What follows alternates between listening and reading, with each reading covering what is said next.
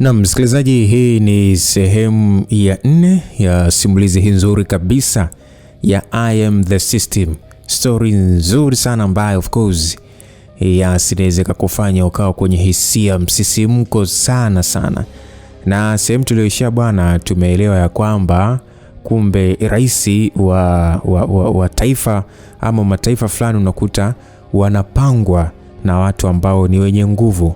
Kwa hiyo wao ndio wanaoamua rais wa awamu hii awe nani, wa awamu ijayo awe nani. Okay? Yes. Sasa bwana, kuna mwamba anaitwa Stannis. Huyu mwamba inaonekana ndo ambaye sasa anaamua rais awe nani. Ukileta ujinga basi unaondolewa. Sasa na rais ambaye aliopo hivi sasa ambaye ni Tami, ambaye tunafahamu kijana wake ametekwa. Sasa na baada ya kutekwa ameachiwa, lakini kwa sharti maalum kwamba anatakiwa amuoe binti ambaye alimsababishiaga mambo ya hovyo days ago. Okay? Sasa Tami akaona ngoja aje aonane na Stannis huyu mwamba, na Tami akaambia Stannis ya kwamba nadhani muhimu zaidi kila mtu akatambua nafasi yake katika, yani kati yetu sisi. Wewe hapo na nafasi yako mimi naiheshimu, ila ifike wakati unatakiwa ukubali kwamba mimi ndiye rais wa Tanzania na sio wewe. Kwa hiyo mimi sipendi kila kitu ambacho mimi nakifanya wewe ndio uanze kunipangia kwamba natakiwa kufanya nini na nini. Sidhani kama huu utakuwa ni muda mwafaka wa mimi na wewe kuingia kwenye vita. Natambua uliniweka hapa, naelewa hilo sana, ila haina maana ya mimi kuwa mtumwa wako. Sasa Stannis akasema, Tami, naomba uchunge sana mdomo wako. Kumbuka mpaka sasa nimeua marais wawili wa taifa hili ambao waliwahi kuwa kikwazo kwangu. Hivyo sisi wewe unaweza kuwa mtu special ambaye utakwepa ili kama nikiamua liweze kutokea. Tami akasema, mimi natambua hilo. Ndio maana mimi nipo makini kwenye hatua zangu, kwa sababu najua kuna siku mimi na wewe tunaweza kuja kugeukana. Lakini nakukumbusha tu, unatakiwa kuelewa vizuri mimi sio hawa ambao uliwaua. Na inabidi kwenye akili yako ukumbuke kwamba rais wa hili taifa ni mimi, sio wewe. Hivyo asubuhi naenda kutangaza uwepo wa harusi ya mtoto wa rais ndani ya wiki hii. Mimi ndiye natamani zaidi huyu kijana afe kwa kuwa kanidhalilisha pakubwa sana. Ila maisha ya mwanangu ni muhimu zaidi ya mtu yote kwa sasa. Kwa hiyo yakumbuke maneno yangu. Tami Zogo alisisitiza yale maelezo yake. Na mkutano wao ilikuwa ni kwa namna gani wanaweza kumkamata ule mwamba aliyemkamata mtoto wa rais. Umeelewa Kwa hiyo Tami Zogo aliongea hivyo na alihitaji yaheshimiwe kwa ukubwa, kwani hakutaka mtu yote aweze kuingilia jambo lile na kuweza kuharibu mipango ambayo aliamini kwa wakati ule ilikuwa ni lazima kuweza kuokoa maisha yake na ya mwanae. Kwa hiyo tunasonga mbele msikilizaji, langu jina Lucas Lumba, mtayarishaji ni Fabian Babuya. Sasa upande mwingine tunamcheki Jacob Mzuka. Huyu mwamba kama utakuwa umemsahau ndio ule ambao analinda makaburi kule. Sasa Jacob Mzuka bwana alikuwa kwenye behewa moja ambalo lilichakaa. Lilikuwa limetelekezwa pembezoni mwa mji kwa muda mrefu. Eneo hilo ndiko ambako alikubaliana kukutana na yule muuaji na timu yake. Yaani yule ambaye alikuwa amepangwa kwa ajili ya kumuua Kira ni mtoto wa rais. Sasa wawili hao kwa huo muda hakuna hata mmoja ambaye aliuficha uso wake. Baada ya kuonana ana kwa ana, wote walikuwa wakiangaliana vyema. Basi Jacob Mzuka akasema ya kwamba ulilipwa pesa nyingi kuweza kuikamilisha hii kazi, lakini umeshindwa kufanya hivyo. Huyo jamaa akajibu, kwa sababu kuna mtu mwingine aliingia mle ndani. Jacob akasema, unataka kuniambia kwamba mtu aliibuka tu kama mzimu na kuondoka na ule bwana mdogo? Yule jamaa akajibu, ni mtu ambaye nadhani alikuwa na kazi naye na huenda ni mambo ya visasi tu. Jacob akauliza, ulimuona huyo mtu? Yule jamaa akasema, hapana, alikuwa tu amejifunika kitambaa usoni hivyo. Sikubahatika kuweza kumuona wala kumfahamu. Jacob akasema, kwa maana hiyo yani umeshindwa kufanya kazi yako, si ndio? Jamaa akasema, bado sijashindwa, nahitaji muda kwa sasa kulikamilisha ile jambo. Haupaswi kuwa na imani ndogo namna hiyo kwa jambo ambalo hata wewe ulikuwa unajua ugumu wake. Jacob akasema, sikia, makubaliano alikuwa umuue yule bwana mdogo, jambo ambalo ulinihakikishia hivyo. Kwa sasa umeshindwa, unahitaji nikupe muda tena. Hivi unahisi itatokea nafasi kama hiyo tena kwenye haya maisha? Tunazungumzia maisha ya mtoto wa rais, sio rais wa mtaani tu ambaye unaweza kumpata muda wote ambao unataka wewe. Kwa sasa yule atakuwa na ulinzi mkali zaidi ya mwanzo. na taarifa zake zitakuwa zinafichwa. Hivyo mimi na wewe mkataba wetu umeishia hapa. Kwa hiyo naomba hilo begi la pesa kwenye mkono wako, mambo mengine endelee. Yule jamaa akasema hauwezi kuwa unamaanisha hilo ambalo unaliongea. Jacob akasema kwani vijana wako wapo wapi? Yule jamaa akasema wananisubiri hapo nje. Jacob akasema hii kazi kwa sasa naenda kuifanya mwenyewe, na wewe unatakiwa kupotea jumla, kwani kama ukija kupatikana itakuwa hatari kubwa zaidi kwetu. Basi yule jamaa aliyetumwa kwenda kumuoa Kilian akasema kwamba unataka kuni. Hakumalizia tele sentence yake, risasi ilipenya kwenye kichwa chake. Kisha Jacob akatembea kwa kasi kuelekea nje ambako alikutana na wale vijana wakiwa wanajiandaa kupandisha kwa juu. Alihakikisha anawapiga risasi za vichwa wote, ndipo akaondoka ile sehemu akiwa na ile begi ambalo lilikuwa na pesa. Watu wale wakiamini zilikuwa zao, ila hawakuweza kuifanya kazi. Hivyo alikuwa anafuta ushahidi isije kutambulika ni nani alikuwa nyuma ya mpango wa kuuawa kwa mtoto wa rais, jambo ambalo lingekuwa hatari kama ukweli ungewekwa wazi. Sasa Tami Zogo bwana hakuwa na namna zaidi ya kufuata yale ambayo aliambiwa.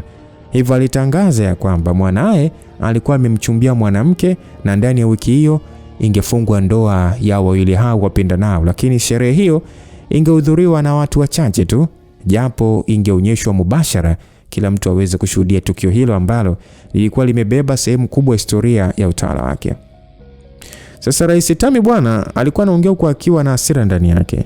Baada ya kuhakikisha amemaliza jambo hilo, alienda mpaka kwa mkurugenzi wa usalama wa taifa Bwana Fadhili Mshauri, ambaye mpaka wakati huo alikuwa anashangaa kuhusu jambo hilo ambalo bosi wake aliliweka wazi kwenye runinga. Asa Fadhili akasema ya kwamba bosi, mbona imekuwa ghafla ili kuweza kufanyika? Rais akasema kuna wakati huwa tunafanya maamuzi tofauti na vile ambavyo tunahitaji mambo yaende. Unajua kwa nini nimekuja hapa? Fadhili akasema hapana. Rais akasema kuna watu siku ya harusi nitahitaji uanze kuwafuatilia. Mmoja anahitaji taarifa zake zote. Nataka kujua alizaliwa wapi, amekulia wapi, maisha yake ya sasa ni ya wapi, ana familia na kipi alikuwa anakifanya kwa miaka yote. Bwana Fadhili akasema ni kama unazungumzia watu wawili tofauti. Rais akasema ndio, namzungumzia mkwe wangu na kaka yake. Fadhili akasema bosi, unamaanisha unataka kuichunguza familia ya mkweo? Rais akajibu ndio. Fadhili akasema ikiwa na maana ya kwamba ni hawajui vizuri ama? Rais akajibu nasikitika kusema hivyo. Fadhili akasema sijaelewa, yani mwanao anamuoaje mtu ambaye hamjui hata familia yake inapatikana wapi? Rais akasema kwa sasa mimi na wewe hatutakuwa na mazungumzo mapana kuhusu jambo hili, ila nahitaji uifanye hiyo kazi kwa sababu muda sio mrefu huyu mtu nitahitaji auawe. Kwa hiyo hakikisha unafanya vile ambavyo nimekuambia bila kukosea hatua. Yaani bila kukosea hatua hata moja Bwana Fadhili. Kwani utakuwa umeniangusha pakubwa sana Fadhili. Fadhili akajibu na kuahidi mheshimiwa. Rais akasema sawa, sasa anataka kujua usalama wa taifa upo vipi mpaka dakika hii.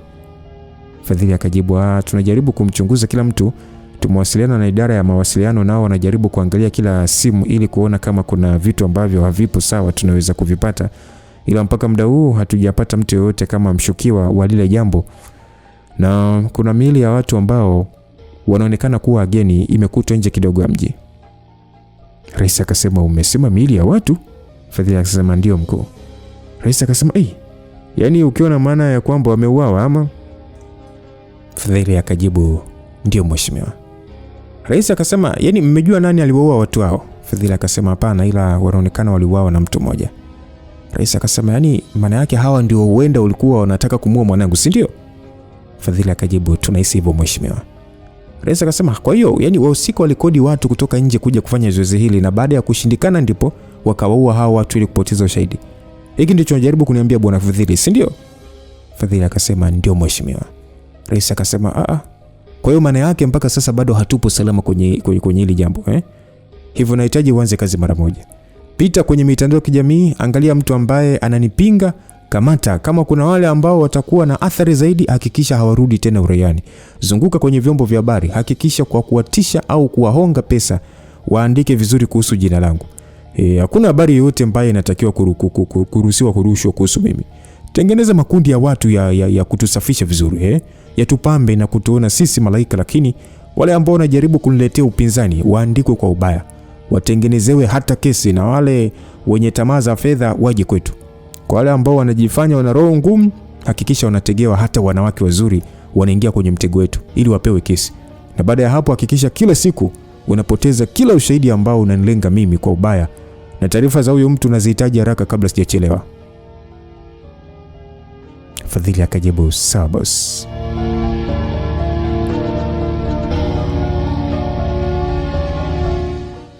Msikilizaji, ni kwamba Nia, kiongozi ambaye alikuwa ni mwanasheria mkuu, alikuwa kizuizini.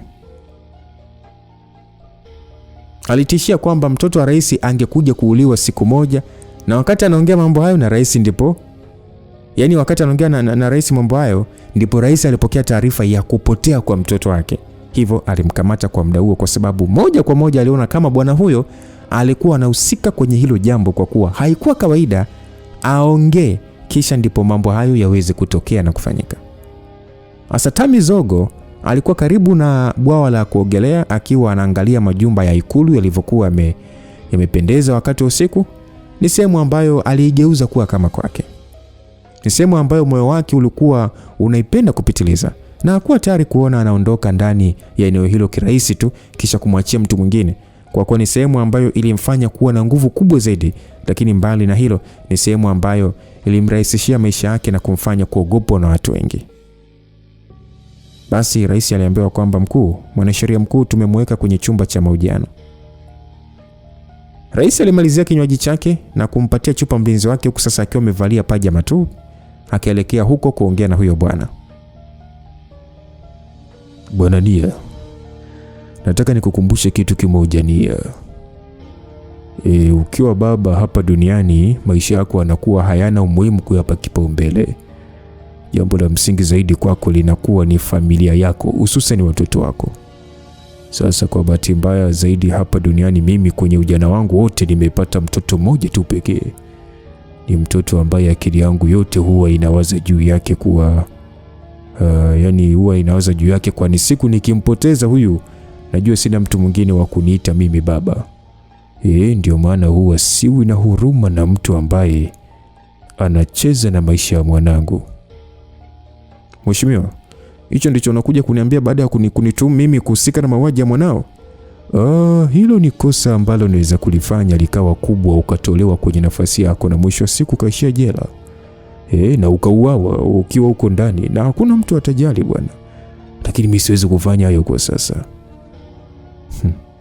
Kwa hiyo una huo uwezo na nguvu unayo, si ndio? Kwa nini usifanye hivyo sasa? Bwana Nia, unajua kuna wakati hata wale watu ambao unajua hawapo upande wako wanaweza kuwa wa muhimu kwenye mapambano kama haya. Nimewaza kwa wewe ni mtu mwenye akili kubwa na Watanzania wanatambua uwezo wako, hivyo kama nikikutoa hapo utasababisha minong'ono kuwa mingi zaidi, jambo ambalo kwa sasa mimi silitaki, kwani inaweza kuniharibia zaidi. I say, kwa hiyo kwa sasa unanigeuza mimi kuwa sehemu yako ya kisiasa, si ndio? Bwana Nia, tulia basi. Ngoja nikukumbushe jambo Bwana Nia. Tangu siku na kuweka hapo umekuwa sehemu yangu ya siasa. Hivyo leo usishtuke hata wewe unatambua sheria ya nchi hii haina nguvu mbele yangu. Sipaswi kulaumiwa kwa hilo, kwani ni nyinyi wenyewe watu wa sheria ambao mmenipa mamlaka hayo. Hivyo mimi natumia kwa faida yangu bwana. Hakuna siku ambayo sheria imefanyika bwana, hususan kwa jambo ambalo silipendi. Kwa hiyo hata wewe ni mtumwa wangu tu kama walivyo wengine. Na kwa kuwa umeonyesha kutokuwa upande wangu tangu mwanzo, basi mimi nakujibu kwamba ni kweli unaenda kutumika kwenye mambo yangu ya kisiasa. Ase, Tami, nimechoka na maisha Tami. Kwa hili hauna chaguo Bwana Nia. Ngoja nikuelezee mambo ambayo yatatokea. Wewe hapo utapewa kesi ya uhaini na hujumu uchumi. Hii kesi tunaweza kuipeleka miaka hata 5 ikiwa inarushwa tu, muda ambao utatosha kuyafanya maisha yako kuwa mabaya. Lakini kesi ya hujumu uchumi itakufanya upoteze kila kitu ambacho unacho. Na hapo sasa tunasogea tena upande wa familia yako. Familia itabaki kwenye umaskini wa kutupwa. Hakutakuwa na kiinua mgongo kwako kama ilivyozoeleka.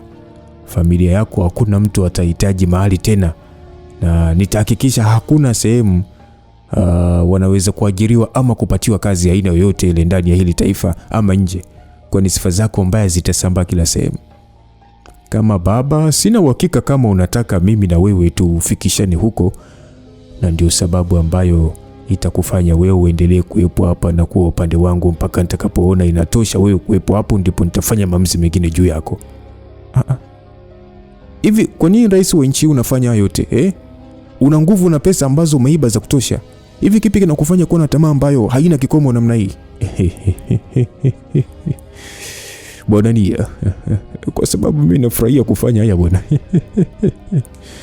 Mimi najihisi uungu bwana nikiwa hapa na kuwa na amri ya mwisho wa kila kitu kwenye taifa hili bwana.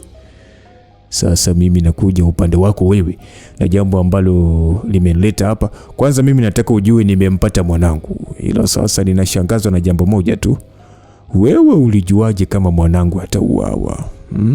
Unajua unaanza kunipa mashaka, na bila shaka ulitambua haya yote yatatokea, si ndio? Bwana, mimi sikulazimishi bwana kuniamini bwana. Ila mimi sikuwa najua kuhusu hili. Na mimi sikuwa na taarifa yoyote kwamba mwanao atafanywa jaribio la kuuliwa, ama mimi siwafahamu watu ambao walitaka kumuua. Na sababu ambayo iliwafanya wahitaji kufanya hivyo mimi sijui. Bwana Nia, unataka kuniaminisha ni kwa bahati mbaya tu, yani umetoka kuongelea jambo hilo alafu ghafla tu linaenda kutokea dakika chache baadaye, si ndio? Tami, maisha ya mwanao yanatabirika Tami. Kumbuka umempa nguvu ya kufanya anachokitaka. Na yeye anawafanyia watu ushenzi. Amekuwa kama Mungu mtu ndani ya taifa hili kiasi cha kuingilia maamuzi ya ngazi za juu wakati hana nafasi yote ile. Na unamwangalia tu. Hao maisha yamewachosha watu. Kwa wale ambao unawafanyia kuua watoto wao, ndugu zao, kuwapoteza na kuwapatia kesi ambazo hata wewe unajua hawahusiki, imewapa nafasi ya kutamani na wewe upate maumivu makali kama ambao umewapatia wao. Sasa unahisi ni kitu gani ambacho wewe kitakutia hasara kubwa na maumivu ambayo huwezi kusahau? Kuharibu mali zako tu. Hilo wanajua kwa sasa haliwasaidii, kwani wanatambua utaenda kuiba kodi zao tena au kupandisha gharama za vitu ili uweze kubeba zile pesa. Kwa hiyo sehemu pekee ambayo wanaweza kukupatia maumivu ni kupitia mtoto wako, na huenda ndio sababu ambayo iliwafanya wahitaji kumuua, ili uelewe kwamba huwa wanajisikiaje wakipoteza ndugu zao. Alafu wewe unawajibu tu kwa kejeli na dharau kwenye mitandao. Hilo ndilo linampatia mtu uhalali wa kuweza kufanya jambo kama hilo kwa mtoto wa rais, si ndio? Hata wewe hakuna sheria ambayo inakupa uhalali wa kuua na kupoteza watu. Mbona unafanya na hauulizi kuhusu jambo hilo? Kwa sababu mimi ni rais. Basi utambue na hao wanafanya hayo kwa kuwa ni Watanzania, na hili ni taifa lao ambalo wamezaliwa na wanalipenda pia. Kwa hiyo Bwana Nia, unataka kuniambia kwamba haupendi kuniona kwenye nafasi mwanasheria, si ndio? Mimi ukweli mimi sikuelewi, na sijui hata kwenye hiyo nafasi ulifikaje mheshimiwa. Hivi wewe mwanasheria unapata wapi ujasiri wa kumjibu kama hivyo mtu ambaye amekupatia maisha kama hayo? Tami, mheshimiwa, naomba nisikilize tu. Mimi sio shabiki wa mambo, sawa? Mimi wanautegemea zaidi uwezo wangu kichwani. Na moja ya vitu ambavyo vitakupoteza mapema ni kuamini una akili kuliko wengi. Unazuia kupewa mawazo ambayo hayakufurahishi. Unataka kuzungukwa na kundi la watu ambao wanakusifia muda wote, na wale ambao wanakukosoa na kukutaka uwe bora unaona kama maadui zako. Niamini mimi, kuna kiza kibaki na kuja siku za hapa mbele. Una maana gani kusema hivyo? Wewe unatakiwa ujiongeze. Hakuna mtu ambaye anaweza kufanya jaribio la kumuua mtoto wa rais kwa bahati mbaya. Huu ni mpango wa watu ambao walikaa kwa muda mrefu na wanajua ni kitu gani wanafanya, na hii haitakuwa mara ya mwisho kufanya hivyo. Huenda hata mkurugenzi anashindwa kukuambia ukweli kwa sababu anajua huwa unapenda kuambia wale mambo ambayo unapenda kusikia tu. Ila nakutadharisha mheshimiwa kwamba nyuma ya haya lazima kuna mfumo mzito ambao unakuja kwa ajili yako. Kwa hiyo ni wewe kuamua kutafuta watu wa maana kukushauri kabla haujachelewa zaidi, au hao wapambe wako ambao unataka muda wote wawe wanakushangilia, na kuna siku utakuja kuyakumbuka haya. Ila huenda kwa wakati huo hautakuwa na uwezo wa kubadilisha jambo lolote mheshimiwa. Rais alimwangalia mwanasheria mkuu. Ni mwanamume ambaye alikuwa mzalendo na aliamini zaidi kwamba uwezo wake ndio ulikuwa unatakiwa kuongea badala ya kubebwa, lakini alikuwa zama mbaya za maisha yake. Sawa, kwa sasa wewe nenda nyumbani kwako ukaendelea na maisha yako ya kila siku kama kawaida. Mimi nikikuhitaji nitakwambia unatakiwa kufanya nini. Ndani ya siku chache tu mwanangu anaenda kufunga ndoa. Mimi nahitaji uwepo pale kama hakuna jambo ambalo linaendelea, hivyo natarajia kukuona, na haya ambayo yametokea natakiwa kuishi humo ndani. Siku ya kesho kuna mtu atakuletea bahasha yenye maelekezo ya nini unatakiwa kukifanya kwa sasa, mwanasheria mkuu. Nadhani hapo tumeelewana.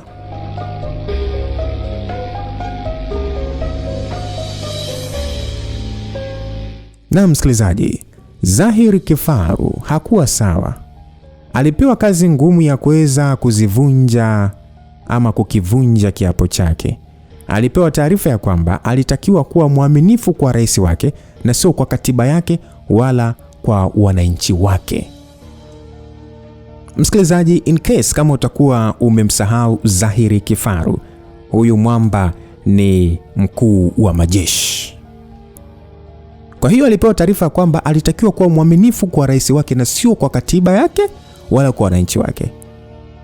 Ni mtu ambaye alikuwa sehemu kubwa zaidi ya maamuzi ya usalama wa taifa lake. Hivyo alikuwa kwenye msongo wa mawazo, maana jambo ambalo aliambiwa alitakiwa kulifanya, yani ilikuwa ni kinyume na kiapo chake ambacho alikula jeshini. Akiwa kwenye tafakuri nzito wa mawazo ambayo aliona anabeba hatima taifa lake, ndipo alipewa taarifa kwamba rais alikuwa amefika. Alishangazwa na jambo hilo, ila hakuwa na namna zaidi ya kwenda kuonana naye.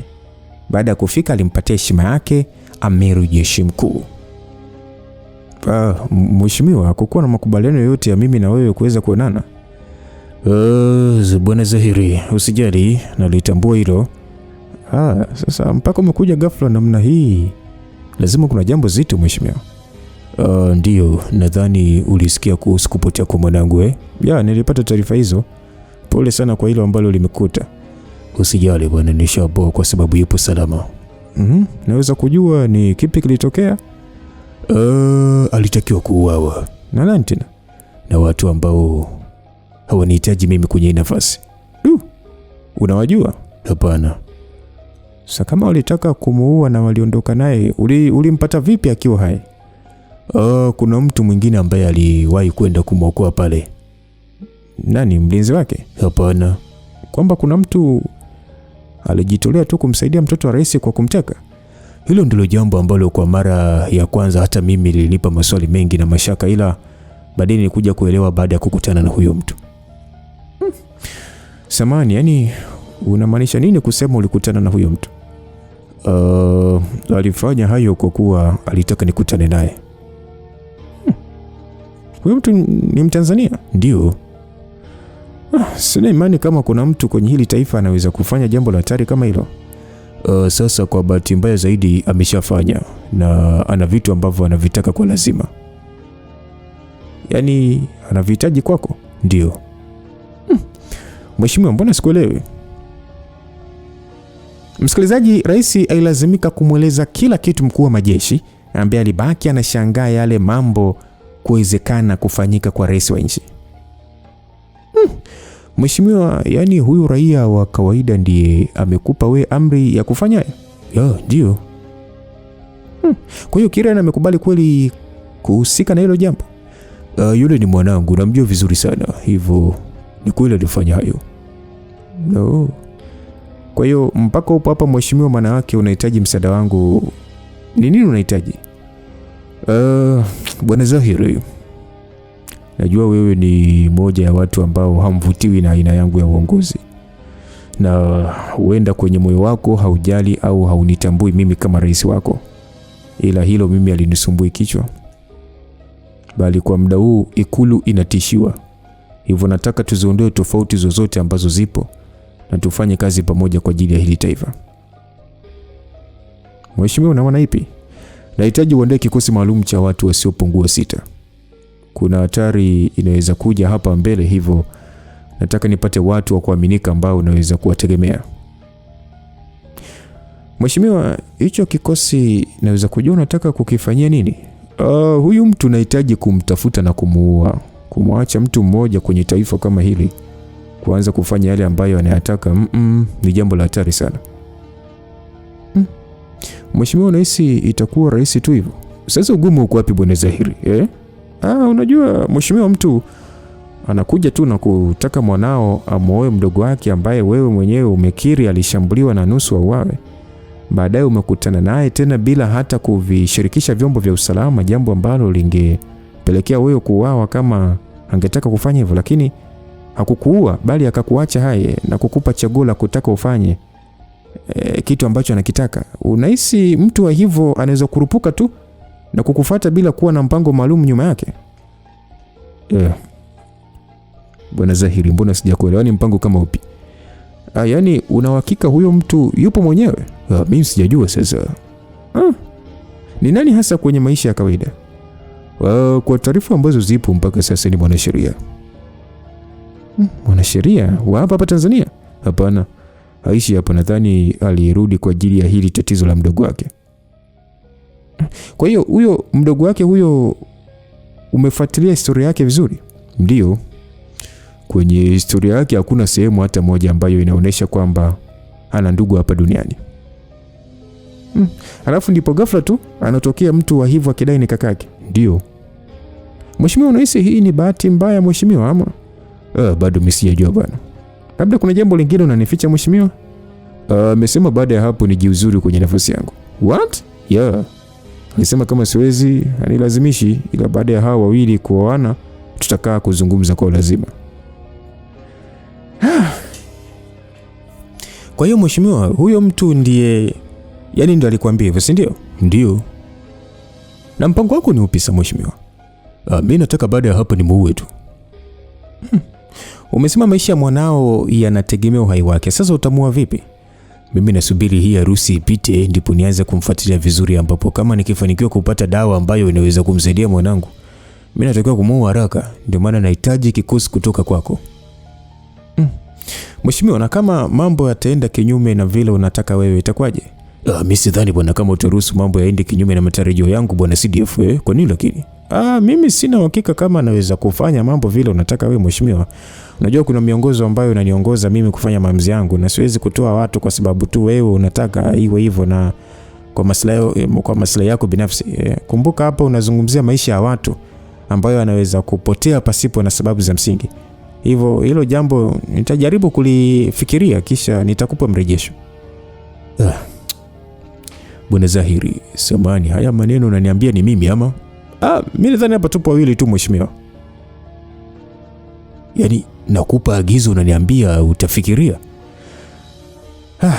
Mheshimiwa, mimi siongozi jeshi kwa matakwa yako. Kuna misingi ambayo ipo inaniongoza, na haya ambayo unataka wewe ni kulihusisha jeshi moja kwa moja na siasa, jambo ambalo ni kinyume na misingi na kanuni zetu. Hivyo ni jambo gumu kuweza kulifanya. Mimi nadhani umeanza kusahau nani kakuweka hapo na kwa sababu zipi mimi sijasahau, ila wewe ndio unaanza kusahau mipaka yako mheshimiwa.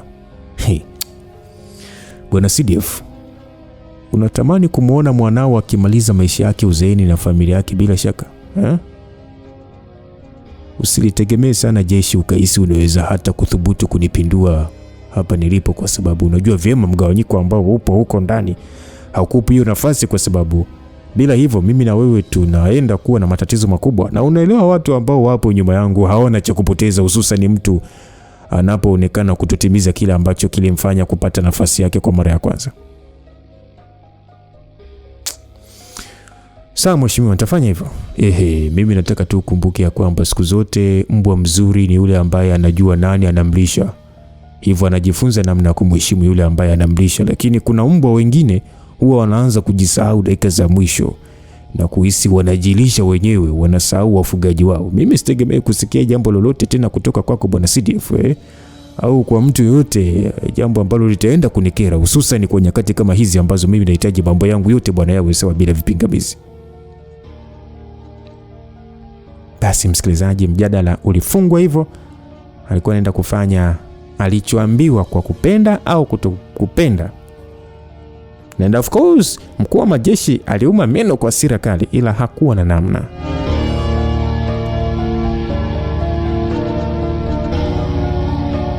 Sasa bwana, nataka nikurudishe miaka 20 iliyopita kuhusiana na Jacob Mzuka. Kijana mdogo wa miaka 18 alikuwa anajiunga na idara ya usalama wa taifa.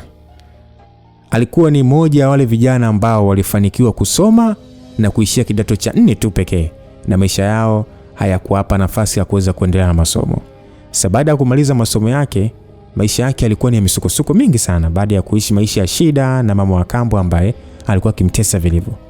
Baba yake aliwahi kuwa mmoja wa wapambanaji wakubwa, lakini baadaye makundi na marafiki wakaja kumuingiza kwenye janga zito la matumizi ya pombe ambayo ilikuja kuwa maisha yake.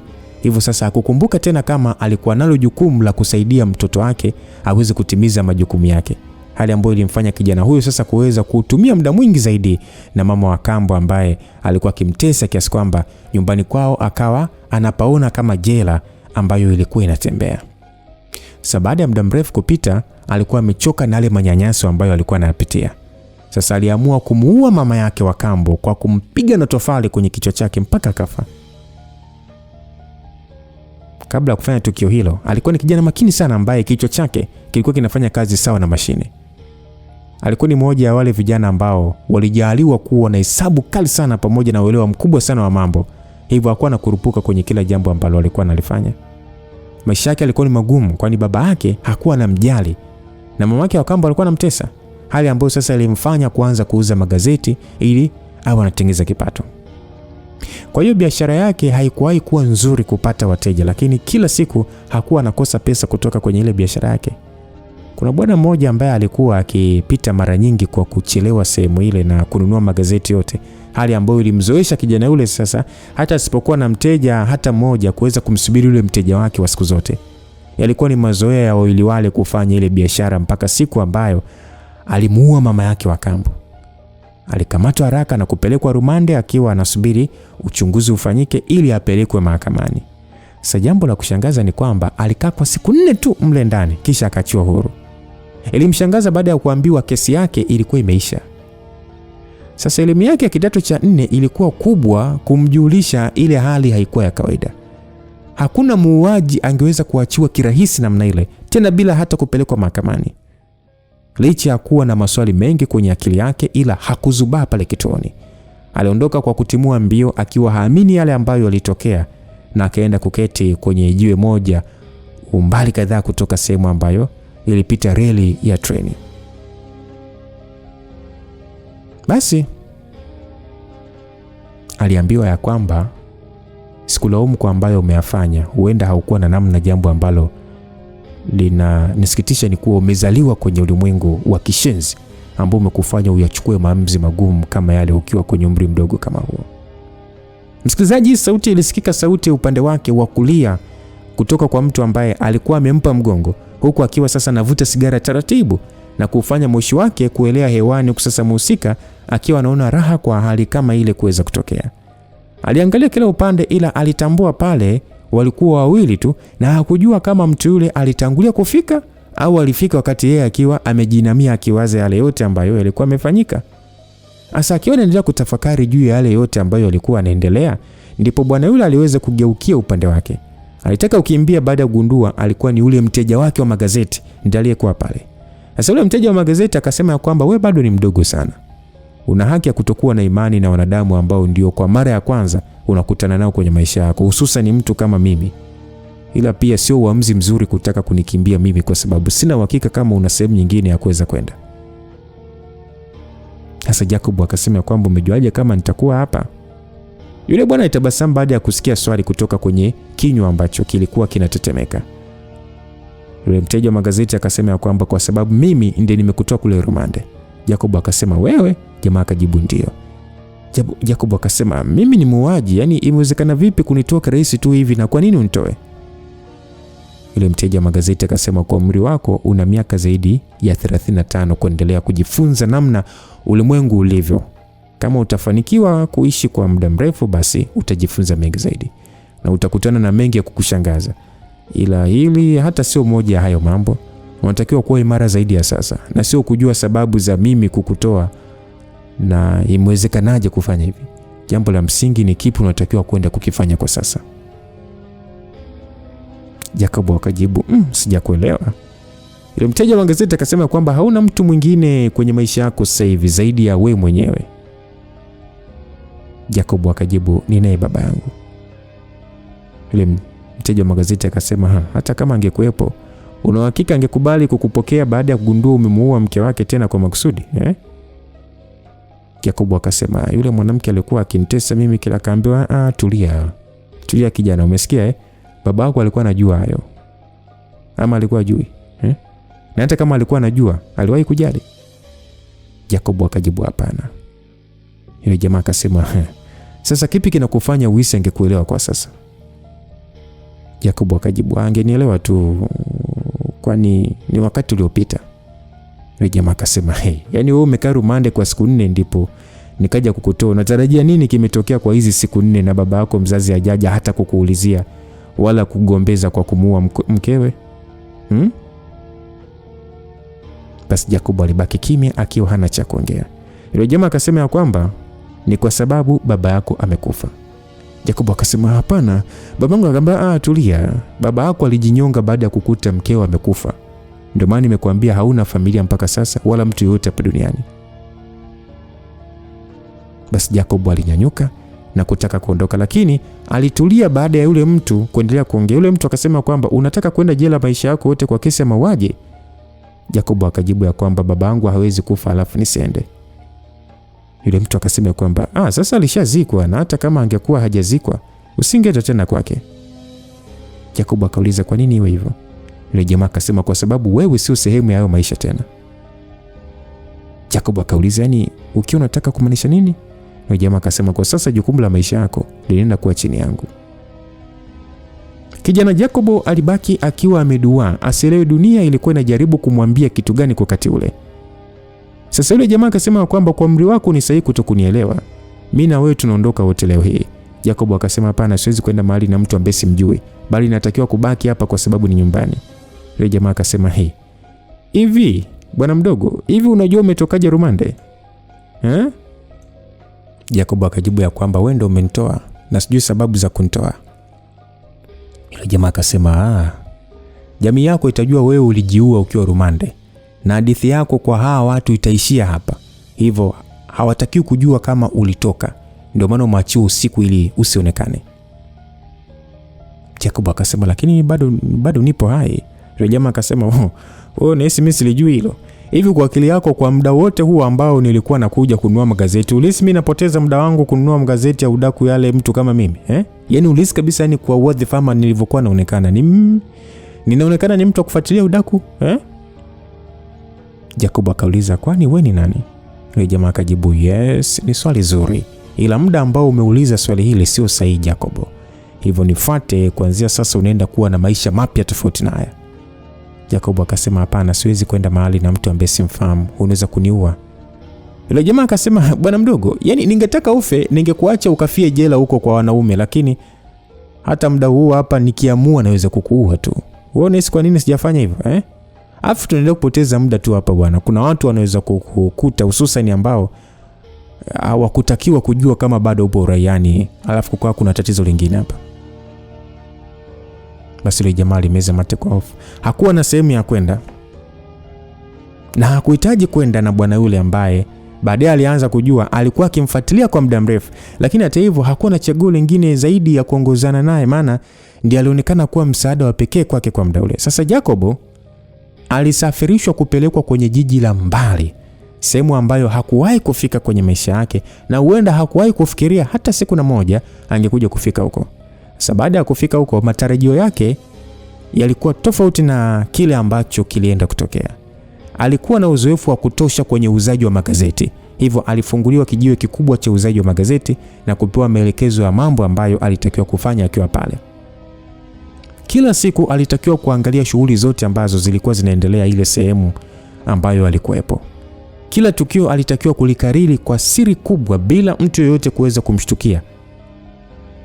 Kisha taarifa hizo angekuwa anaziripoti kila jioni kwenye gari moja ambayo ingekuwa inaenda kumchukua, na ndani ya gari hiyo alikuwa akimkuta bwana yule ambaye alimchukua kutoka kwao na kumpeleka huko ambako alikuwa anamfikisha mpaka kwenye chumba ambacho walimpangia. Kisha bwana huyo akipotea tu, asijue hata alikuwa anapotelea wapi na kwa sababu zipi. Sasa ile sehemu mpya hata jina lake aliweza kulibadilisha. Alikuwa anaitwa Yakobo Mkushi, ila alibadilishiwa jina na kuitwa Yakobo Mzuka. Ila kwa ile sehemu ambayo alikuwa anauzia magazeti alikuwa na jina lingine ambalo watu wa pale walitakiwa kumjua, na hakuruhusiwa kumweleza mtu hata mmoja maisha yake, japo kwa bahati mbaya, yani hakuruhusiwa. Yale ambayo yalitokea nyuma yalitakiwa kuzikwa kwenye moyo wake mpaka siku ambayo angekufa. Yeye alishindwa kuelewa nini kilikuwa kinaendelea, zaidi ya kuona kama bwana yule alikuwa amempa ni msaada wa kawaida tu, mpaka mwaka mmoja ulipokatika ndipo alianza kuona utofauti wa mambo, hasa baada ya kuanza kutumwa kwenye vitu ambavyo hakuwa anavielewa. Ni mara kadhaa alitumwa kuiba vitu ama taarifa ndani ya baadhi ya taasisi, na hata mara kadhaa alipokamatwa kesi zake zilikuwa zikiisha juu kwa juu tu, asiweze kuelewa zinaishaje. Kuna muda mwingine alitumwa kuua watu. Hiyo ni kazi ambayo alishindwa. Ndipo mwaka mwingine ukawa umekatika akiwa anafanya shughuli ambazo hazikuwa za kawaida. Hasa baada ya mwaka wa pili ndipo aligundua alikuwa kwenye kipimo halisi, hasa baada ya kuwa usalama wa taifa. Kwa miaka miwili hakuwa anajua kama yeye alikuwa sehemu ya idara hiyo, japo hakuwa anatambulika kwenye ngazi ya juu. Alikuwa ni mtu wa siri ambaye alikuwa anatambulika kwa kiongozi wake tu, ambaye yeye alikuwa anaripoti kwake. Asale maisha alimtambulisha kwenye ulimwengu wa sirini ambao hakuwahi kufikiria kabla. Ni dunia ambayo aliwahi kuisikia kwenye soga tu za mtaani, ila hakuwahi kujua ingekuwa ni moja ya maisha ya ule ulimwengu. Yule bwana ambaye alianza kuwa mteja wake wa magazeti alikuwa moja ya viongozi ndani ya idara hiyo nyeti, ambayo mlengo wake ulianzishwa kwa ajili ya kuweza kulilinda taifa lake, lakini pia kulinda wananchi wa Tanzania dhidi ya hatari yoyote ambayo ingeweza kutokea, iwe ni ya ndani ama ya nje. Hasa rasmi baada ya kujua hilo, aliingia kwenye mafunzo makali na makini ambayo yalimtoa kwenye uvulana na kumpeleka kwenye wanaume halisi. Jacob hakuwa yule tena, bali alibadilika na kuwa mwanaume hatari ambaye alikuwa anafanya shughuli nyingi chini ya yule bwana. Maisha yake hayo yalibadilika kwa sababu alikuwa anaweza kuingiza pesa nyingi kwenye ile kazi. Ni kazi ambayo alikuja kufunga nayo ndoa, ambapo alipenda kupita kiasi. Ikawa ni kama sehemu sahihi ya maisha yake, na hakuwahi kujutia mzee yule kumtafuta na kumuingiza kwenye yale maisha. Mambo alianza kubadilika kwa yule bwana ambaye alikuwa bosi wake. Kuna muda alionekana kuwa na msongo mkubwa wa mawazo, ndipo akaamua kumuita kijana wake kwa ajili ya kuongea naye. Sasa bwana Jacob, mambo hayapo sawa kwa sasa. Kuna mambo kwa nafasi yako sitakiwi kukwambia, ila nahisi kwa sasa hakuna namna, kwa sababu ndio njia pekee ambayo ninayo mbele yangu.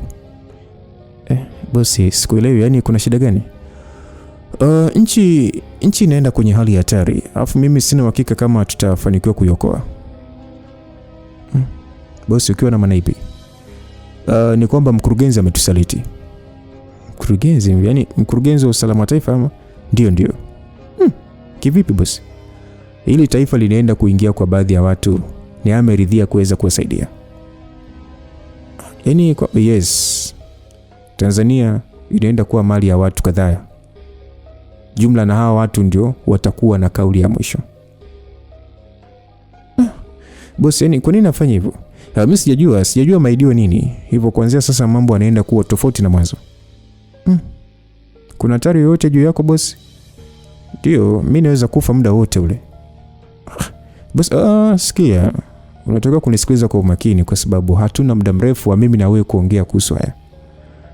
Wataanza kuua kila ambaye hakubaliani na yale ambayo wanayataka.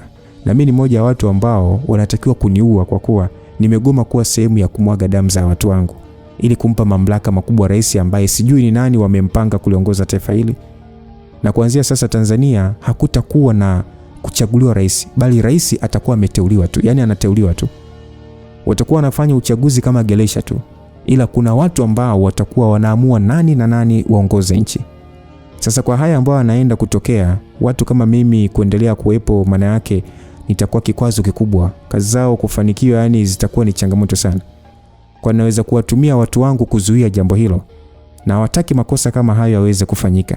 Ndio maana mimi na wenzangu tunatakiwa kufa. Sababu ambayo imefanya mpaka sasa nipo hai ni kwa sababu wanataka kujua chini yangu kuna nani na nani, na ikifika mahali hawawezi kuwapata ama kuwajua, lazima wataniteka na kuanza kunitesa ili niweze kuwataja.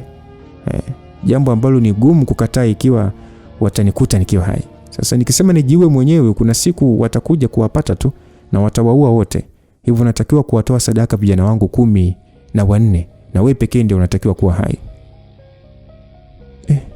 Bosi, yani nisikilize Jacobo. Hii ni nafasi yako ya mwisho kuweza kunisikiliza. Msikilizaji, Jacobo ni kama alikuwa anasimuliwa movie ya kutisha, ila aliambiwa alitakiwa kuwa msikivu kwa muda ule ili asiweze kukosa mambo ya muhimu ambayo alibeba maisha yake ya baadaye ya taifa lake kwa ujumla. Jacobo, nisikilize. Hawa watu hawezi kutosheka bila mimi kuwatajia hayo majina.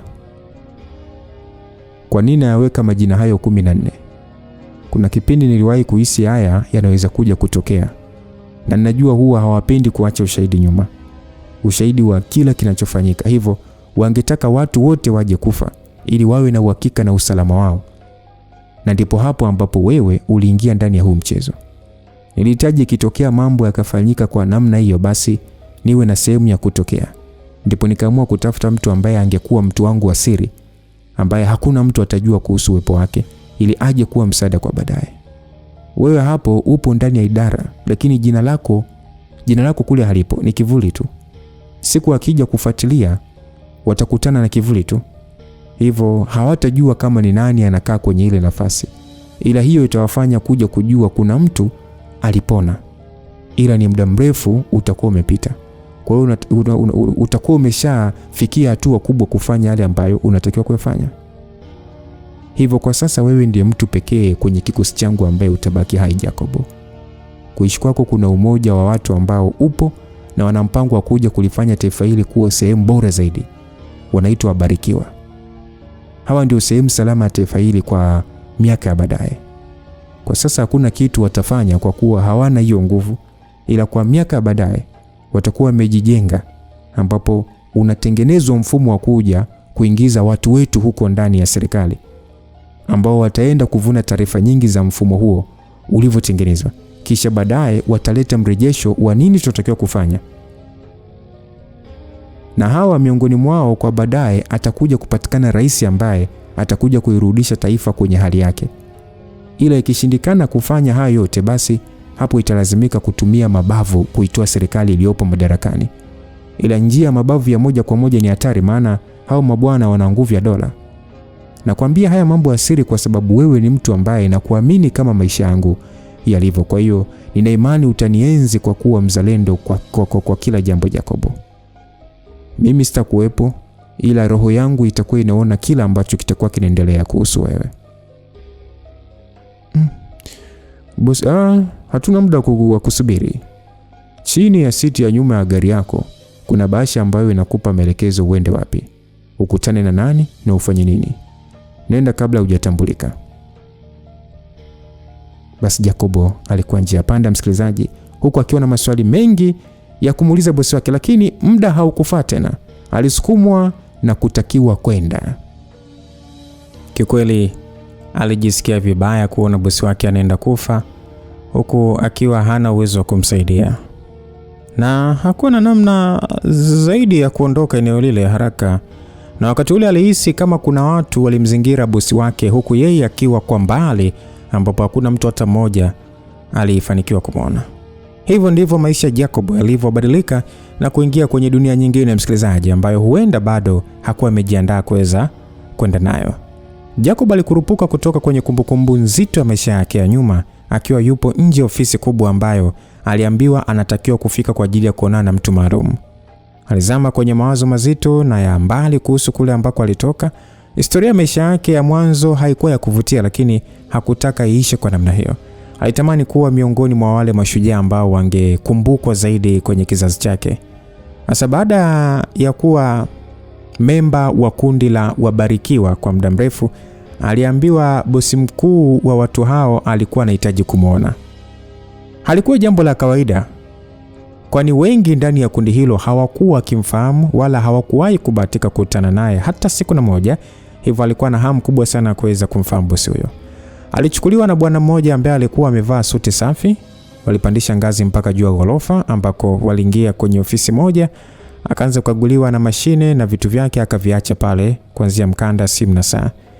Baada ya kumaliza, Walishuka na ngazi zingine ambazo hakujua ziliishia wapi, ila alishangaa tu wanatokea nyuma ya lile jengo ambapo walipanda kwenda kwenye gari mpaka karibu na fukwe ya bahari. Sasa baada ya kufika hapo, walipanda mtumbwi mpaka kwenye kina kirefu cha bahari, wakakuta kuna boti ya kifahari inawasubiria eneo hilo.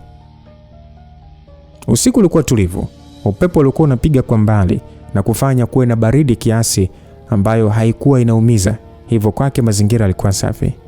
Aliingia ndani ya boti hiyo, kisha wale watu ambao sasa alikuja nao wao wakarudi na ule mtumbwi. Alipokelewa na wanawake wawili ambao nao walikuwa kwenye suti safi. Alianza kuongozwa kuingia ndani ambako kulikuwa kama kasiri la kifalme hivi kulivyokuwa kumependeza. Hasa ndani kulikuwa na walinzi wengine wa kike na wa kiume ambao walikuwa safi, na kila mtu alionekana kujali zaidi kazi yake, mpaka aliposhuka chini zaidi ambako kulikuwa na mifumo ya ulinzi ya umeme. Alipelekwa ndani ya chumba kimoja ambacho kilikuwa kinaonekana kutumika kwa ajili ya mikutano, na mwanga ulikuwa sehemu ambayo alikuwa ameketi tu pekee. Umeme uliwaka sehemu zote ghafla na kumshtua, hivyo akafumba macho kidogo, na baada ya kuyafumbua mbele yake kulikuwa na kiti kirefu kizuri tu ambacho alikalia mtu ambaye alikuwa amempa mgongo, lakini alitambua ule mtu alikuwa ni mwanamke, kwani nywele zake safi zilizotunzwa zilikuwa zikionekana. Alistaajabu kukutana na mwanamke sehemu hiyo. Sauti nzuri ilisikika ikisema kwamba huenda unashangazwa kuja safari yote hii kukutana na mwanamke. Ilikuwa ni sauti nzuri ile yenye ushawishi mkubwa ndani yake. Ni sauti ambayo ilimfanya kutambua yule mwanamke hata hakuwa mtu mzima, bali ni binti wa umri wa kawaida tu. Na baada ya kuongea yale, aligeuka kuweza kumwangalia mwanaume huyo uso kwa uso. Alikutana na moja kati ya wanawake bora zaidi na wazuri kuwahi kuwaona kwenye maisha yake, lakini mwanamke huyo hakuwa na sura ya utani mbele yake. Alionekana kujua ni kitu gani alikuwa anakifanya. Sasa Jacob akasema, ni kweli sikutegemea kama nitakutana mwanamke hapa, tena binti mdogo kama wewe. Huyo binti akasema kwamba kwa sababu mwanamke hawezi kuwa na nafasi kubwa kwenye jamii, au kwa sababu umezoea kuongozwa zaidi na wanaume. Jacob akasema, kwa kazi ambayo ipo mbele yangu na kwa namna ambavyo huwa unazungumziwa, niliamini angekuwa mwanaume, tena mtu mzima kama sio mzee kabisa. Huyo binti akasema, pole kwa hilo, kwa sababu hapa hakija kuleta kujua jinsia ya bosi wako ni ipi, na jambo baya zaidi ni kwamba mimi ndiye ambaye watu wengi huwa wanatamani kukutana mimi, ila hawajawahi kupata hiyo nafasi zaidi yako wewe ambaye umebahatika kwa sasa. Jacob akasema, samahani, sina maana ya kukosea heshima, lakini ni kwamba ambaye nitakiwa kuonana naye ni wewe, au wewe ndio unatakiwa kunipeleka huko? Jacob bado hakuamini, yani hakuwa naamini kama yule ambaye alidaiwa kuwa bosi wao alikuwa ni mwanamke ambaye umri wake hata miaka 30 hakuwa amefikisha. Ni jambo ambalo kichwani mwake lilikuwa linagoma kumletea hesabu sahihi ambazo alikuwa anazipiga. Na yule binti akauliza kwamba na miaka mingapi Jacob? Na miaka 38. Kwenye miaka yako yote hiyo umejifunza jambo gani hasa mpaka unafikia hapa leo? Nisiachukulie maisha kwa namna ninayoitaka mimi. Unajua kwa nini ipo hivyo? Duniani kila kitu kipo tofauti, kuanzia dunia yenyewe na watu ambao wanaishi ndani yake. Hivyo kama nikiachukulia vile ninataka mimi, naweza kushangazwa na mengi kama sio kuishia sehemu mbaya kwenye maisha yangu. Kama umejifunza hayo yote, unahisi upo hapa kufanya nini? Kutekeleza kile ambacho niliapa kukifanya. Na unajua ulicho hapa kukifanya? Ndio nakijua. Kwa maana hiyo ulikuwa umejiandaa kukutana na jambo lolote, sio? Ndio. Kwanza muda usitaki kuja kusikia ukiongelea habari za kuniulizia mahali popote pale, kwa sababu nitakuua mwenyewe. Naweza kuwatengeneza watu wengine kama wewe kwa muda mfupi tu, hivyo usijipe umuhimu kupitiliza, umesikia? Unajua sababu ambayo imenifanya mimi nihitaji kuonana na wewe, ama hujui? Hapana bosi, sijui. Nimeishi na watu wengi kwenye huu umri wangu, lakini ni watu wachache ambao wamenifunza nini maana ya uaminifu. Wewe ni mmoja wa vijana wangu ambao najivunia kuwa nao, kwa sababu unajitoa kwa namna ambayo yani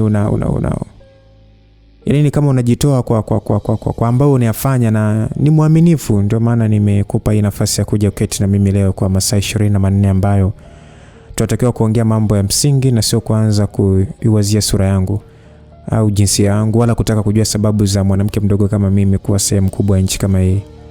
Tumeelewana? Ndio bosi. Kwa nini uliwaua wale watu ambao uliwapa kazi? kupunguza hasara ya kuvuja kwa taarifa bosi. Wewe na wale watu mlikuwa mnajuana kiundani? Hapana bosi. Sasa ni taarifa zipi ambazo ulikuwa unahofia kwamba zitavuja?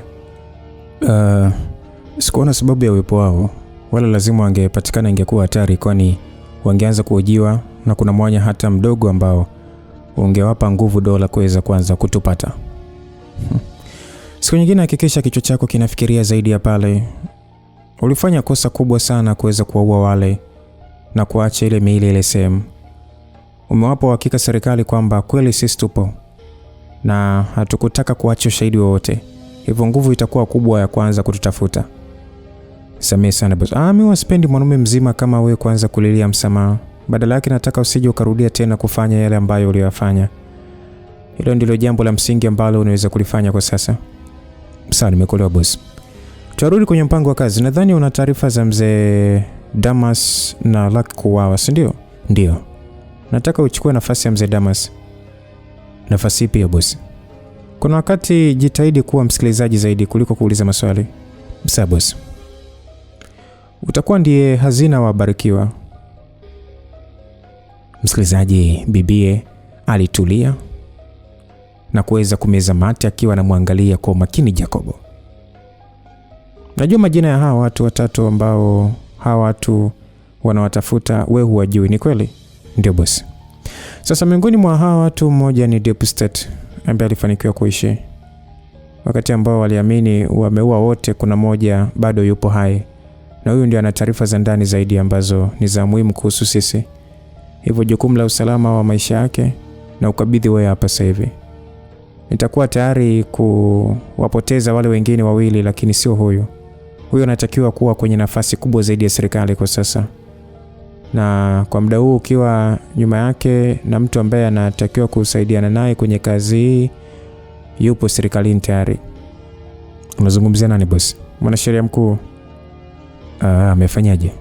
Huyu ndiye anatakiwa awe rais wa Tanzania. Bosi, samani, umenisikia vizuri?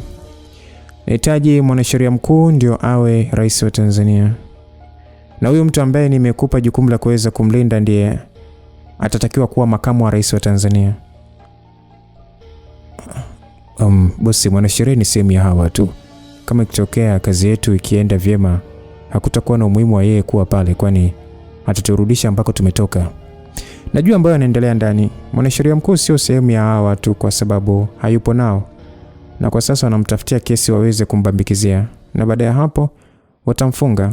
Na wakimfunga wataenda kumuua huko gerezani. Kwa maana hiyo tunatakiwa kumokoa. Ndio. Ataokolewa gerezani japo atakuwa na ulinzi mkali na kazi hii itakuwa ngumu, ila inatakiwa kufanyika. Baada ya hapo boss, tutakupa maelekezo ya kufanya. Na utanikutanisha naye, mimi nitaongea naye mwenyewe. Sawa boss. Unajua ni kipi kinaendelea kwa sasa? Kesho ni harusi ya mtoto wa rais. Haujashangazwa na mtoto wa rais kupotea ghafla tu kisha akapatikana, japo walificha hizo taarifa, halafu hapo harusi inatangazwa? Hata mimi nimeshtuka ukizingatia mpaka sasa tujui yule mtu ambaye alienda kumsaidia pale ni nani. Hivyo sijui nini kinaendelea kwa sasa. Huyo mtu ambaye alimteka mtoto wa Tami na mhitaji akiwa hai. Bosi, tatizo ni kwamba tumjui. Ndio maana kesho mnatakiwa kumjua. Tutamjuaje kama ni yeye bosi? Jiongeze bwana, kwa umri huo wewe sio wa kutafuniwa kila kitu. Huyo binti ambaye anaolewa na mtoto wa Tami ndiye anatakiwa kufuatiliwa zaidi, kwani lazima kuna ndugu yake ambaye amefanya ili liwezekane.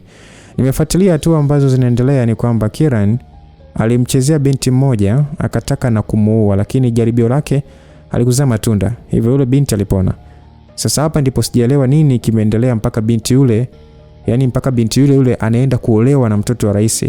Ikiwa na maana ya kwamba yule ambaye alimuokoa Kiran alikuwa kimtaka akiwa hai na ndiye ambaye namtaka akiwa hai. Huyu anaonekana kuwa mtu ambaye ananifaa. Unamaanisha unataka awe sehemu yetu?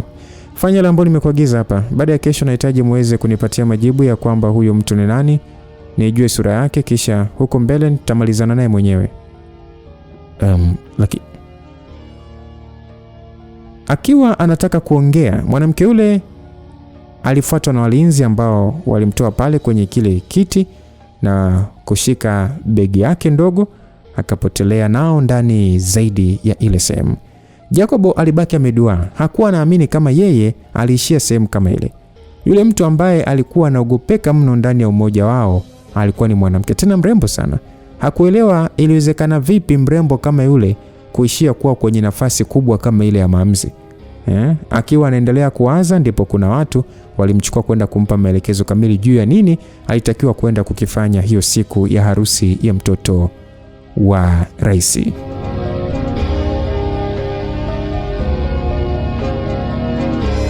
Basi nchi nzima, msikilizaji, ilikuwa inashuhudia tukio kubwa, tukio la mtoto wa rais kuweza kuoa na kufunga ndoa na mwanamke ambaye kwa wengi ilikuwa mara yao ya kwanza kumwona. Kwa wale ambao walimfahamu Jennifer walimwonea wivu. Hawakujua ni mazingira yapi ambayo Jennifer aliyafanya mpaka kufikia kwenye hiyo hatua ambayo alikuwepo kwa wakati huo. Alivaa na kupendeza isivyo kawaida, watu walizagaa kila kona, kila mtu alitaka kuona tukio hilo ambalo lilikuwa mbashara, lakini kwenye sehemu ambayo ilikuwa na hilo tukio hakukuwa na watu wengi zaidi ya wale ambao walikuwa wamealikwa, ambao walienda huko kwa mwaliko maalum. Kwenye kamati ya chakula kuna mtu mmoja ambaye alijipenyeza ndani. Jacobo Mzuka alikuwa sehemu ya watu hao, hasa baada ya kumteka mhusika mmoja ambaye alipata taarifa zake kwamba angekuwepo ndani ya sehemu hiyo. Hasa wakati wa kuingia ndani kulikuwa na ukaguzi mkali ambao ulikuwa unafanyika, jambo ambalo lilimfanya kuingia bila silaha hata moja. Hata hivyo, lengo halikuwa kufanya vurugu, bali kuweza kupata taarifa za yale ambayo yalikuwa yanaendelea na kumjua mtu ambaye wao walikuwa wanamhitaji. Alikuwa na vifungo viwili ambavyo vilikuwa na kamera kwenye shati yake. Tena shati yake nyeupe safi kabisa, akiwa amevaa barakoa usoni kwa ajili ya wapishi wote kulinda usalama wa chakula ambacho kilikuwa kinasimamiwa kwa ulinzi mkali, hivyo alikuwa makini. Wakati sherehe zinaanza, wao walikuwa wakizungusha vinywaji, lakini zile kamera zake zilikuwa zinayachukua matukio yote ambayo yalikuwa yanaendelea ile sehemu kwa usahihi zaidi. Kila mtu alikuwa anamsubiria bibi harusi ili sherehe iweze kufanyika mle ndani. Hata Jacobo alikuwa analisubiri kwa hamu kubwa tukio hilo, kwani alitamani iwe vile anataka yeye. MC alihesabu 1 mpaka 3, kisha mapambo yakatawanywa ile sehemu ya mlango pakawa panavutia, ndipo mlango ulifunguka. Malaika ambaye kila mmoja angetamani kupa naye kwenye safari ya maisha yake alikuwa anaingia pale kwa shangwe na bashasha. Kila mtu alilipuka kwa furaha. Yale mavazi makubwa na mazuri ambayo aliyavaa Jennifer yalimfaa mwanamke yule. Yalimpatia sifa ambayo huenda hata yeye mwenyewe hakujua kama alikuwa na hizo sifa. Alivutia kwenye macho ya kila mmoja. Hata Kira ni mwenyewe alipomwona yule mrembo alivutiwa, japo alilazimishwa kuoa kwa lazima. Alijikuta anatabasamu tu na kufurahi. Aligusa mvinyo kidogo akiwa anacheka chini chini, huenda kwa sababu alikuwa na mrembo yule ndio maana hakuwahi kushuhudia uzuri wake. Ila siku ile hata yeye mwenyewe alijiona kuwa mjinga kuweza kujaribu kumuoa mwanamke kama yule. Jambo ambalo wachache walikuwa na hamu nalo ndilo ambalo hata Jacobo alikuwa analisubiri kwa hamu kubwa. Walikuwa wanasubiri kuona mtu ambaye alikuwa anaingia naye mle ndani. Hawakuwa na uhakika wa moja kwa moja, ila walitambua kwamba ndiye walikuwa wanamtafuta. Kabla ya pale alikuwa ni mtu ambaye hakuna mtu alikuwa na taarifa zake wala kumjua. Alikuwa ni kama mzimu tu ambao ulitokea tu ghafla na kuanza kuwanyima amani watu hao. Sasa Jacobo alimuona mwanaume mmoja shupavu hivi ambaye alikuwa anatembea bila hofu. Hakuonekana kuwa na wasiwasi wowote kwenye maisha yake ambayo alikuwa nayo. Yule bwana ndiye ambaye alimshika mkono Jennifer akiwa anatembea naye taratibu kumpeleka kwa mumewe mtarajiwa, yani Kiran. Jacob alikuwa makini kuelekezea kamera zake kule, zikasa zinapiga picha nyingi tu, lakini bwana yule ni kama alishtuka. Aligeuka kumwangalia Jacob ambaye baada ya kuunganisha uso wao alibeba beseni la vinywaji haraka na kupotelea kidogo kwenye korido, kisha akarudi tena. Haikuwa yeye tu pekee, bali mle ndani walikuwepo usalama wa taifa wengi ambao walikuwa wanaangalia kila ambacho kilikuwa kinaendelea. Mkurugenzi alipewa kazi ya kuweza kumfuatilia bwana yule kwa ukaribu ili wawe na taarifa zake, ili wajue ni wapi walikuwa wanaanzia kuweza kumpoteza kwa yale ambayo aliyafanya. Sasa bwana yule aliangalia kila kona na gundua ile sehemu haikuwa salama kwake, ila wale watu wasingefanya jambo lolote kwa wakati ule, na alilitegemea lile kuweza kutokea. Hivyo alitabasamu na kuendelea kutembea kuelekea mahali ambako alisimama Kiran, akiwa na tabasamu muda wote, lakini baada ya mkewe mtarajiwa kukaribia, alianza kulia na kujifuta machozi. Haikutambulika kwa haraka sababu ambayo ilimfanya kuwa kwenye ile hali, kama alikuwa anajutia kwa ambayo alikuwa anayafanya au kuna mengine ndani yake ambayo alikuwa anamsumbua. Basi Kiran akaambiwa ya kwamba Kiran, unampokea Jennifer kama mkeo wa maisha na utakuwa naye kwenye maisha yote ya shida na raha? Kiran akajibu ndio. Swali lile aliulizwa Jennifer, ambapo ni alijibu ndio. Basi kwa sauti nzuri tena taratibu alijibu ndio, jambo ambalo lilimfanya Kiran kushtuka nusu anguke. Aliambiwa mkewe huenda angekuja kuwa bubu maisha yake yote, lakini wakati ule alitoa sauti ya kwamba ndio. Alijikuta akicheka na kumkumbatia kwa nguvu, kisha akamwachia baada ya kugundua alikuwa ni mjamzito, ila gauni kubwa ambalo alilivaa lilifanya watu wasiweze kugundua ya kwamba mrembo huyo alikuwa na mimba miezi 6. Harusi ilikuwa nzuri kwa wale ambao walikuwa wanaiangalia kwa mbali, lakini kwa wale ambao walikuwa ndani, wengi walishia kuumia tu. Baada ya kila kitu kwenda sawa, yule bwana alimtafuta Kiran na kuhitaji waweze kuongea wakiwa wao wawili tu pekee. Basi yule jamaa akasema kwamba leo ni siku ambayo rasmi nimemtoa dada yangu kwenye mikono yangu na kumkabidhi kwenye mikono ya mtu mwingine ambaye ni wewe. Huyu binti ndiye mtu pekee ambaye nipo naye kwenye haya maisha. Huenda nisingekuja kurudi Tanzania kama sio yeye kuwepo, na maisha yangu hayana maana yote bila yeye. Umemfanyia mambo mengi mabaya, lakini bado anakupa nafasi nyingine ya pekee, mtu ambaye ulitakiwa mpaka sasa uwe umekufa. Hivyo sitegemei kama kuna jambo lolote la kishenzi utaenda kulifanya tena kwa mkeo. Yule binti amekulia kwenye maadili mazuri. Ni binti msomi na anajua nini maana ya maisha. Ndio maana wewe ndiye mwanaume wake wa kwanza na natumaini utakuwa mwanaume wake wa mwisho pia. Ila kama ukiamua kwenda tofauti, nadhani hii dunia inaweza kuwa sehemu ambayo kwako wewe na kizazi chako kijacho, kama kitabatika kuwepo kwenye haya maisha. Mimi na wewe kwa sasa ni mtu na shemeji yake, hali ambayo itanifanya nikupe heshima. Hivyo nategemea hata kwako itakuwa hivyo hivyo kuanzia usiku huu. Mtunze na kumlinda mkeo. Mpende kuliko kitu chochote kwenye haya maisha. Na hakikisha hakuna kitu anakikosa kwenye maisha yake, kwani ni jukumu lako kuanzia sasa. Alafu jambo la pili, natambua kuna watu wengi ambao wanatamani kuweza kukuua. Nitakulinda dhidi ya mtu yote hapa duniani ambaye atakuja kwako, kwani umekuwa sehemu ya familia yangu. Ila siwezi kukuahidi kuhusu baba yako mzazi.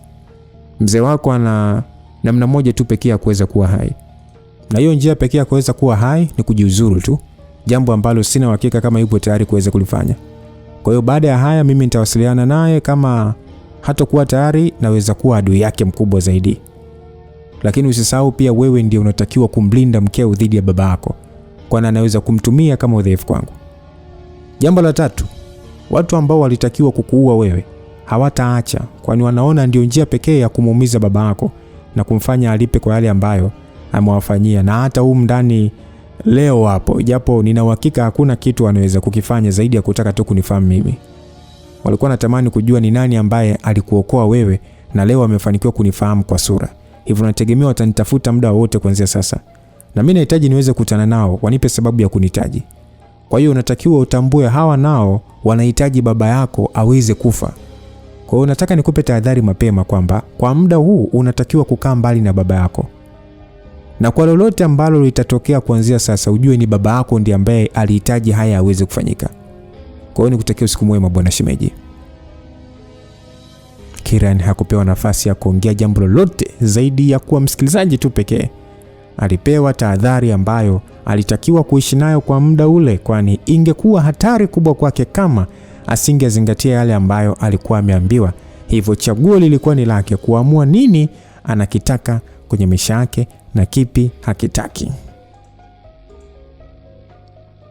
Sasa saa moja baadaye, chumba kilipambwa, ufahari ulitawala na mapenzi yalionekana kuanzia kwenye uso wa anga na hata kwenye nyuso za maharusi wawili. Wawili wale walikuwa ishara ya mapenzi ya kweli, japo mwanzo mapenzi yale yalionekana zaidi kutoka kwa mmoja, lakini nani angejua kwamba wale wangeishia kuwa pamoja usiku ule kwa yale yote ambayo yalitokea. Jennifer alikuwa tafsiri sahihi na ya jasiri na mwanamke ambaye alikuwa na yale mapenzi ambayo yaliandikwa vitabuni kwa zama na zama. Hakuwa tu mwanamke mzuri wa kuvutia, bali alibeba dhana ya mapenzi ambayo yalishushwa siku za mwanzo hapa duniani.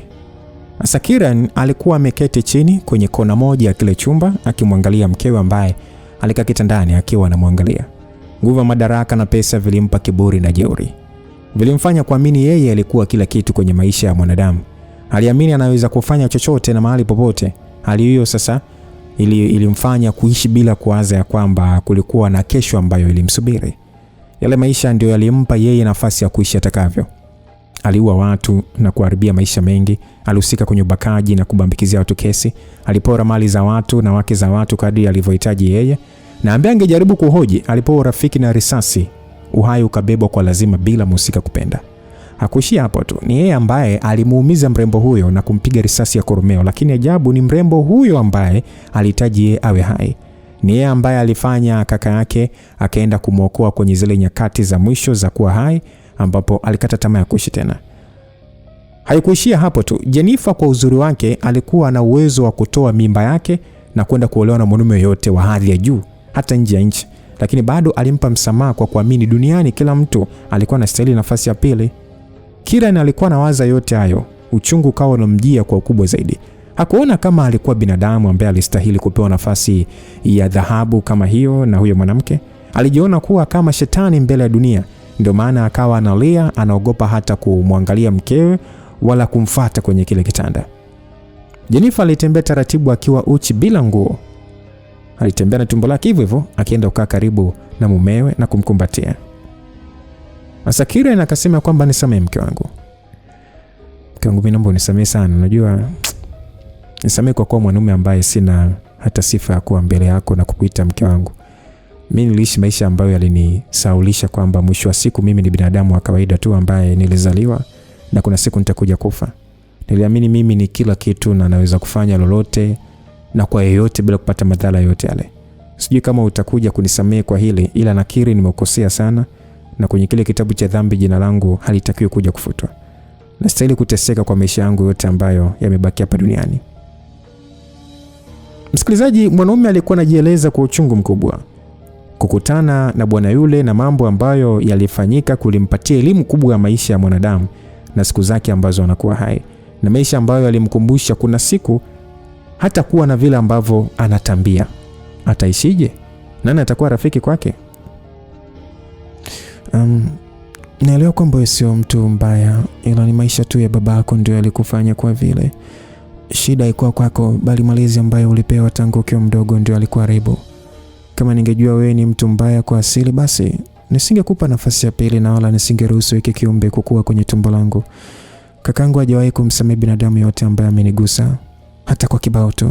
Lakini kwa wewe, ni mimi nilipiga magoti mbele yake na kuombea nafasi ya pili, kwamba licha changamoto ambazo ulikuwa nazo, lakini ndio niliona unastahili kuwa mume wa maisha yangu na baba wa watoto wangu ambao nitajaliwa kuwa nao kwenye tumbo langu. Kwa mimi na hakika utakuwa mume bora kwangu na baba bora kwa watoto wangu.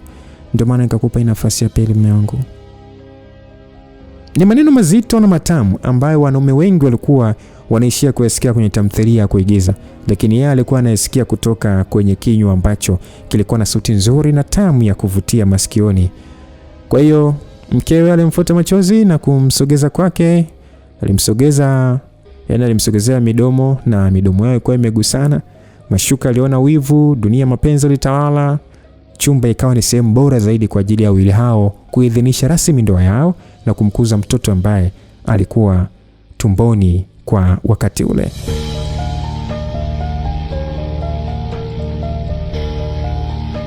Sasa yule bwana baada ya kumaliza kuongea na shemeji yake, hakukaa tena ile sehemu. Aliamua kutoka kuweza kuondoka, kwani kazi ambayo ilimpeleka sehemu ile alikuwa ameikamilisha tayari. Alitembea mpaka mahali ambapo alikuwa amehifadhi gari yake. Aliingia na kuondoka eneo lile kwa mwendo wa taratibu tu. Alikuwa taratibu kwa kuwa ni muda mrefu hakuwepo Tanzania, hivyo alikuwa anahitaji kuyaona mazingira ya nchi kwa karibu zaidi, hivyo akawa anaburudika tu na upepo wa bahari, upepo ambao ulikuwa unamfanya kujihisi amani kwa wakati huo. Sasa akiwa anaendelea na safari yake alihisi utofauti. Kuna gari mbili alihisi zinamfuatilia. Moja ilikuwa nyuma yake kidogo na nyingine ilikuwa nyuma zaidi ya ile ya mwanzo, mahali ambapo ilikuwepo, na ndio sababu ilimfanya kuhisi watu hao walikuwa naye yeye. Sasa baada ya kulitambua hilo, alitaka kupata uhakika. Alikunja kwenye njia mbili haraka haraka, akaona bado zile gari zilikuwa zinamfuata. Kwa hiyo akawa na uhakika moja kwa moja ni yeye alikuwa anafuatiliwa na wale watu. aliongeza spidi ya gari, nazo zile gari mbili ziliongeza spidi zaidi ya mwanzo, hali ambayo sasa ilimfanya kupora kuelekea barabara ambayo ilienda moja kwa moja kwenye nyumba za zamani za shirika la nyumba ambazo kwa wakati huo zilibaki kuwa kama mapango tu baada ya serikali kushindwa kuzirekebisha kwa muda mrefu. Hasa magari mawili yalifika pale na kutambua mtu wao hakuwepo ile sehemu, ila gari ilikuwepo, hivyo alijua alikuwa pale. Hasa watu wale hawakuwa na silaha kwenye mikono yao, walikuwa 8. Walionekana kumhitaji akiwa mzima wa afya na sio kumuua. Walimsikia kutokea upande wa juu ya gari moja bovu ambalo lilitelekezwa. Walimsikia akisema ya kwamba ni nani kawatuma kuja kunisumbua na usiku wote huu. Sasa yule jamaa akasema kwamba unaweza kutufuata mheshimiwa. Jamaa akasema kama kuku tu kirahisi namna hiyo. Yaani mnaongea tu ni kama kuku tu niwafuate, yani kwamba mnamtama ama. Wale jamaa akasema sidhani kama utahitaji tutumie nguvu kwenye jambo ambalo tunaweza kulifanya kirahisi tu. Basi kakake Jennifer akasema yaani una uhakika na hayo maelezo yako ama? Basi walitumwa wanaume wa shoka 3 kwenda kumchukua jamaa pale, tena kwa lazima. Wakiwa wanamuendelea sasa, alijirusha mpaka mbele yao akiwa ndani ya suti safi. Walisimama kidogo kumwangalia, ila walihisi kama nikiza tu pale mbele. Wawili walienda chini, kila mtu akiwa analia kwa sauti kubwa. Mmoja alikuwa anaangalia kama haoni vizuri, alipigwa kibao cha sikio na kudondoka akiwa amejishikilia ile sehemu. Sasa kakake Jennifer akasema kwamba sio vizuri kuanza kuvunjana viungo kwenye usiku kama huu ambao ni maalum kwa ajili ya mdogo wangu. Kwa sipendi kufanya haya, ila aliona wale wanamjia wote 5. Kwa hiyo hakutaka kupoteza muda wake kwa ajili ya kuendelea kuongea. Alitoa bastola na kuwapiga risasi za vichwa wale 4. Na kama amebaki mmoja ambaye alikuwa anaongea naye muda ule. Sasa nisikilize wewe. Sawa Sio kila kitu lazima ukishuhudie mpaka mwisho. Hapa duniani mambo mengi huwa yana mwisho mbaya. Hivyo sitarajii mimi na wewe kuja kuonana tena, umesikia Kamwambie huyo ambaye alikutuma. Muda wa haya kufanyika bado. Kwa hiyo asije akanilazimisha nikaanza kuyafanya mapema. Kwani hakuna hata mmoja atatamani kuendelea kukaa Tanzania. Basi kakake Jennifer alirudisha bastola yake na kuingia kwenye gari. Kisha akaondoka kwa kasi. Bwana yule akiwa anatetemeka, siamini kama alifanikiwa kuachwa akiwa hai. Sasa yale yote yalikuwa yanatokea, Jacob alikuwa amejibanza sehemu anashuhudia, na tukio lile kamera zake zilikuwa zinarekodi. Alikuwa anamuona binadamu ambaye walipaswa kumpata alivyokuwa. Aliyakumbuka maneno ya bosi wake yule binti mrembo. Aliona kuna kazi ya ziada ya kuifanya kuweza kumpata mtu wa namna ile mpaka aweze kusikilizana nao.